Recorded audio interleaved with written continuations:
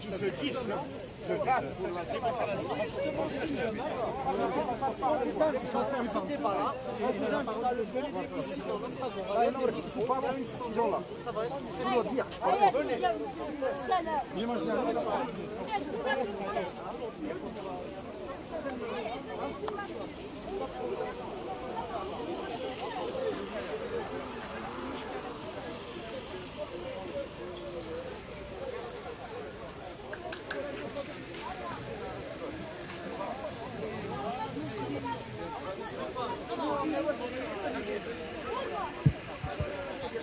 Donc, Azul Flower.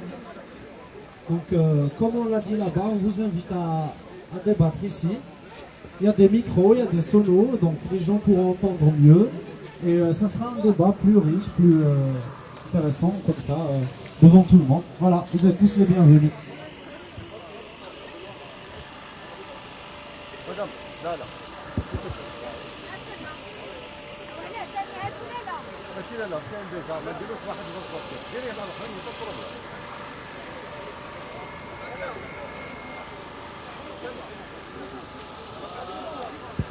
شوف نحيد ربغ ديري من هيك مو جو نوزون با بور ديري دي توني شوف دي توني كاع نحيد ربغ ديري نو ما علاش درتو واش شوف دير مشاكل بروبليم اللي ما يسلكوش C'est un détenu d'opinion. On est pas bon. C'est un détenu d'opinion. Ouais, je sais. Mais moi, je voulais pas... Donc, il faut juste un peu de patience, on prépare le micro et on va.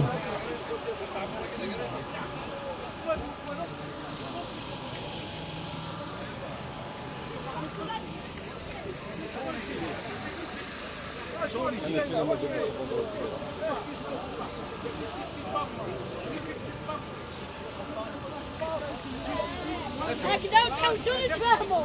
Ça pour Algérien, pour les quelle région? Ça pour les Algériens. Après on les laisse. Si on n'a pas de vous êtes des dictateurs. Vous me parlez. Je dis ce que je pense. J'ai le droit de m'exprimer. C'est pas parce que tu as un micro que t'as pas le monopole de cette région. T'as pas le monopole de cette région. Arrêtez.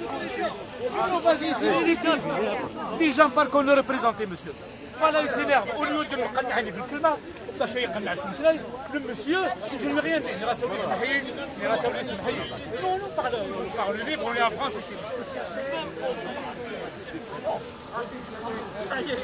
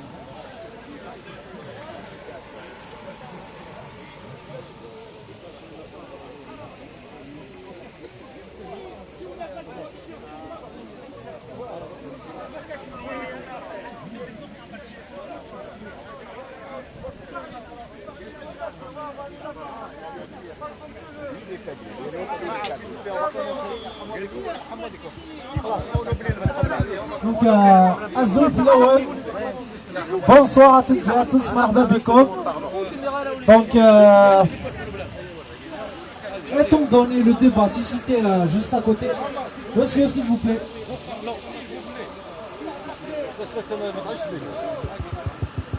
S'il vous plaît, les gens. Mesdames et messieurs, le débat va être ouvert dans quelques secondes. on vous prie de vous répartir ou bien de vous abriter du soleil. Bienvenue à tous et à toutes. Et s'il y a quelqu'un qui doit intervenir en premier, ben, qu'il est le bienvenu. Vas-y, docteur. Juste avant, mesdames et messieurs, faites attention à la distanciation sociale. C'est tout, un petit peu de distanciation pour qu'on fasse attention. Si Jamal, donc vous êtes le premier intervenant. Marhaba bik.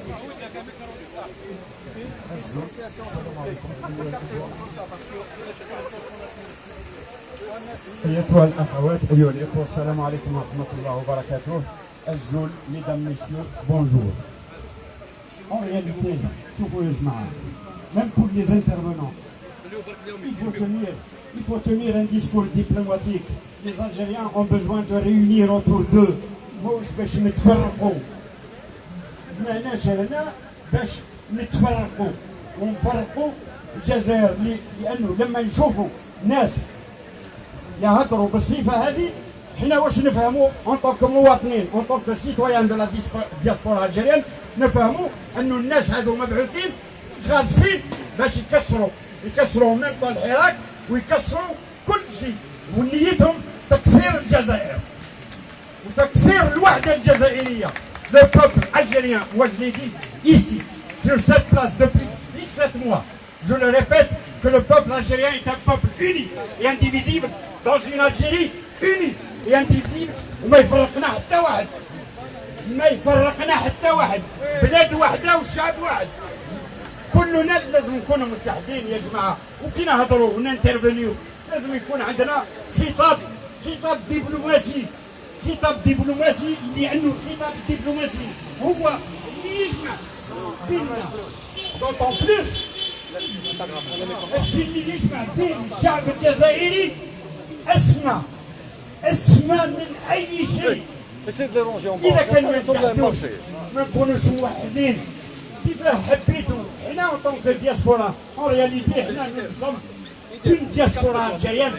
C'est pas à nous de décider à la place du peuple algérien parce que شكون اللي ناضوا في خراطه وناضوا في سطيف وناضوا في خرجنا. حنا en tant que diaspora algérienne نديروا الدعم, عندنا وسائل باش ندعموا الثوره هذه نتاع الشعب نتاعنا باش ندعموها. سي تو مي on ne décide pas. Nous, en tant que diaspora algérienne, nous ne pouvons pas décider à la place de tout le peuple algérien. Le peuple algérien, d'autant plus que la jeunesse algérienne du Djazaïr, elle est mature politiquement et intellectuellement pour gérer la crise en Algérie. Donc, خاوتي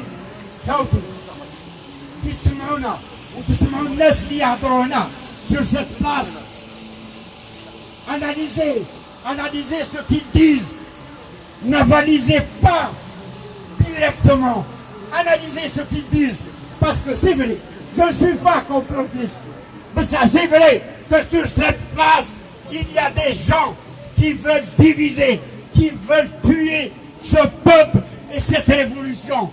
Sur cette place كاين الناس اللي هما مدفوعين من بعض الاطراف. فوالا مدفوعين من بعض الاطراف يحبوا يكسروا الجزائر ويكسروا الوحده تاع الشعب الجزائري ويكسروا الهدف الاساسي اللي ناض منه اللي ناض الشباب الجزائري والشعب الجزائري يوم 22 février. Il s'est soulevé pour quelque chose. D'autant plus que nous, certains collectifs, moi je n'ai pas la langue de bois, je le dis, et je le répète, certains collectifs ne veulent pas s'unir. Nous avons toujours appelé à un espace unitaire de débat. C'est comme ça qu'on peut apporter une pierre à l'édifice de l'Algérie démocratique dont nous avons toujours rêvé. Donc, خليوا l'idéologie تاعنا de côté. Si vous voulez qu'on débatte, لازمنا un espace unitaire. Il y a un collectif ici à côté aussi qui a appelé à cela. Malheureusement, كل واحد يشبك من جهة، كل واحد يشبك من جهة. عيب كبير alors que nos aïeux الناس والدينا وجدودنا اللي كانوا ديبورتي هنا في فرنسا هما اللي خلصوا الثوره الجزائريه باش تحرر التراب الجزائري. دونك لازمنا nous sommes les héritiers de l'ancienne diaspora algérienne.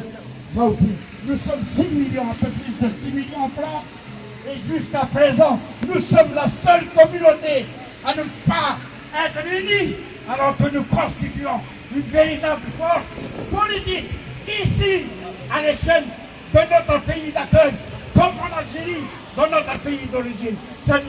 Merci pour votre écoute. Donc je passe la parole à Mouzienne.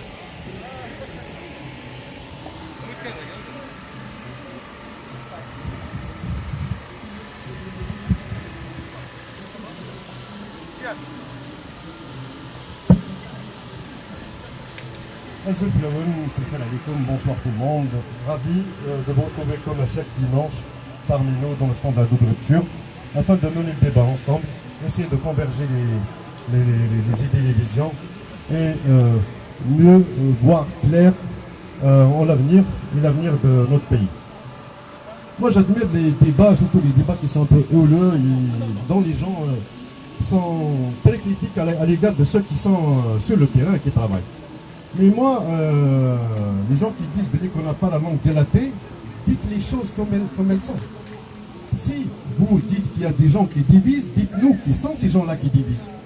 Si vous dites qu'il y a des gens, des collectifs qui ne veulent pas l'union, qu'on nous dise qui sont ces collectifs qui ne veulent pas de l'union. Ainsi, notre discours ne sera ni ambigu, ni flou, ni rien du tout. Et on règle les choses comme il le faut, bien sûr dans un cadre politique et dans un cadre physique. Il n'y a aucun problème. Donc, mes pensées sont aujourd'hui Anza Samir, un poète kabyle qui a été torturé hier, selon ses dires, et qui a été jeté nu dans une décharge publique.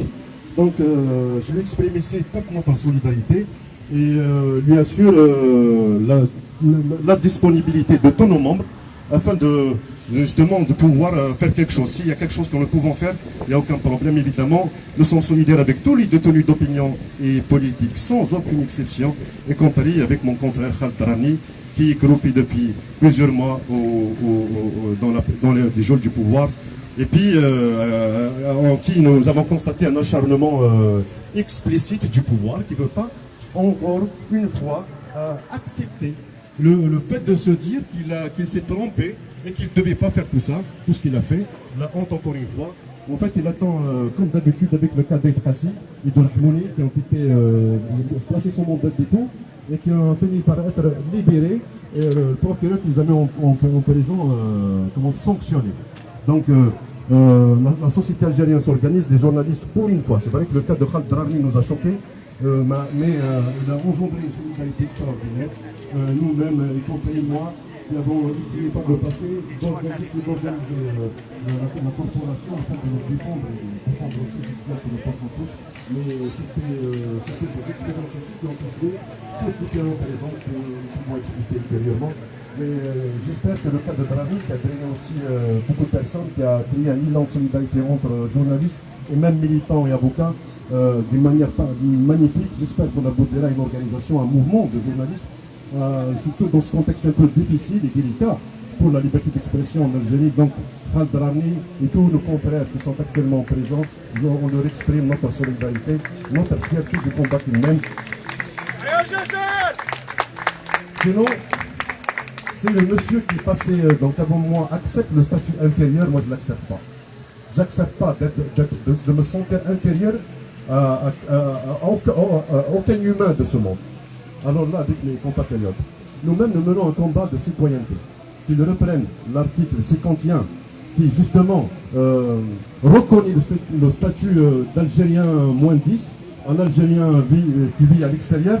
Ça, on n'est pas d'accord justement. Si on se bat aussi pour la rupture avec ce système, c'est aussi une rupture avec ses pratiques, ses réflexions et ses méthodes. Et aujourd'hui, les Algériens, où qu'ils soient dans ce monde, en Algérie ou ailleurs, sont tous Algériens, amusiens, et aucun n'a quelque chose de plus par rapport à l'autre. Nous nous battons pour la citoyenneté. La citoyenneté doit aussi être quelque chose de concret, pas quelque chose d'incompréhensible. Donc, La double rupture. donc, je suis de ceux qui pensent, Bellic, et de celles qui pensent la primauté de l'intérieur sur l'extérieur. Mais il faut rappeler aussi le contexte historique de l'époque. La primauté de l'intérieur sur l'extérieur n'a pas été faite sur le peuple qui se bat pour sa liberté. Elle a été faite justement contre ceux qui veulent justement spolier le rêve et monter sur l'onde de la révolution et même la représenter de l'extérieur. C'est pour ça que ce concept politique a été initié par la BAN et le Congrès de la Somalie. Donc, je ne vois pas aujourd'hui pourquoi, ni comment, ni aucun esprit ne peut m'expliquer comment aujourd'hui accepter une différence entre l'Algérien qui vit en Algérie et l'Algérien qui vit en France. Alors que nous, tous ici, nous battons aussi pour le même idéal. Parce que même les Algériens de France peuvent vous dire aussi que voilà, si vous battez que pour les Algériens qui vivent en Algérie, et voilà pourquoi nous impliquer ici. Nous nous battons tous pour le même idéal. Comment consolider les forces? Comment peut-on être utile, nous qui sommes ici et qui vivons certainement dans un autre environnement, dans un autre état? Peut-être nous ne bénéficions pas tous des mêmes avantages que ceux qui sont en Algérie. Comment peut-on être utile aujourd'hui? La raison pour laquelle je rappelle que nous avons Algériens et Algériennes qui vivons à l'extérieur une chance inouïe, celle de nous organiser afin de jouer un rôle sur l'international. Nous avons un rôle très très important, mais malheureusement, comme a été dit justement par certains, chose que je partage, il est primordial aujourd'hui de nous organiser. Le cas aussi en Algérie, nous ne pouvons pas nous permettre aujourd'hui de maintenir le flou. Le flou, comme je l'ai bien expliqué ici, n'arrange que le pouvoir et les islamistes. Le pouvoir qui ne nous ont pas justement de nous organiser afin d'organiser son changement radical, et les islamistes aussi, mais qui se retrouvent bien dans le flou et qui savent que leur projet islamiste ne pourra pas avoir de place dans un cadre démocratique que dans un cadre démocratique. Deux entités politiques qui se battent justement pour garder le flou, et comme par hasard, deux entités aussi qui ont crié le chaos justement en Algérie, qui a permis l'émergence d'une nouvelle génération qui n'a pas été formée politiquement. Durant les années 90, les partis sortis de la clandestinité n'ont pas pu former parce qu'à l'époque, l'objectif était d'abord le sauvegarde de la République et la lutte antiterroriste et anti-islamiste. C'est ce qui nous a créé une génération dont je fais partie qui était dépolitisée parce qu'elle n'a jamais été formée politiquement. J'ai l'impression aujourd'hui que les deux entités en question profitent justement de cette génération qu'ils ont engendrée. Moi je dis tout simplement que l'élite, entre guillemets, algérienne, a un rôle très important à jouer aujourd'hui. C'est ne pas défendre dans le peuple et dire voilà, on est du peuple de peur qu'on le taxe de gens qui divisent ou de gens élitistes ou je ne sais pas quoi. Aujourd'hui, ils ont un rôle important. Ils ont un rôle important de par leurs analyses, de par leurs interventions, de par aussi le contenu. Parce que moi, je suis de ceux qui critiquent la révolution. J'ai un regard critique de la révolution telle qu'elle est actuellement. Actuellement, je ne suis pas d'accord avec elle parce que je ne peux pas être de ceux qui encouragent le flou. Je ne peux pas être de ceux qui disent chute du système et pas changement du système. Ceux qui disent la chute du système, c'est des gens, justement, qui ne prêtent pas attention aux institutions de l'État. Et qu'aujourd'hui, ceux qui disent chute du système, c'est aussi chute des institutions de l'État. Et nous savons tous ceux qui veulent en profiter justement de cette situation. Nous avons un exemple pertinent. Et je souhaiterais un jour qu'on pourra inviter des militants de Libye, des Libyens, des Égyptiens, des Syriens et des Tunisiens pour nous parler justement, nous dire et nous expliquer comment les révolutions dans ces différents pays, à commencer par des traits libertaires, de liberté, de joie, de bonheur, de vivre ensemble, et finissent dans les bas des islamistes. Il faut qu'ils nous expliquent ainsi, parce que c'est exactement notre cas. Si nous nous disions que les Tunisiens n'ont pas su profiter de l'expérience algérienne des années 90 et qu'ils ont failli permettre aussi l'avènement d'un mouvement terroriste en Tunisie, si ce n'est le changement du pouvoir. Et malheureusement, même le changement du pouvoir n'a pu profiter que aux anciens du régime, aux anciens de Ben Ali. Donc, on n'a rien fait, en réalité. Donc, nous-mêmes, nous devons aussi profiter de la situation actuelle. Les gens qui nous disent justement que nous voulons que nous voulons revenir aux débats des années 90, moi je leur dis que nous voulons justement éviter les années 90. Si le jeu a été fait entre les islamistes et le pouvoir dans les années 90, nous nous opposons aux deux afin de ne plus revenir aux années 90. Et ce que vit actuellement la Libye, la Tunisie, l'Égypte ou la Syrie, ce n'est pas 90, c'est 2020. C'est 2020.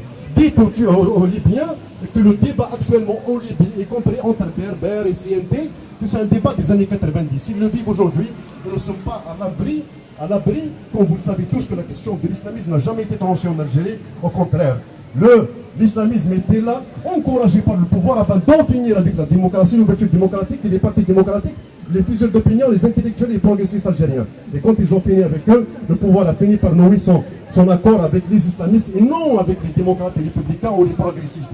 Avec entre autres la concorde civile et la charte pour la paix et la constitution nationale.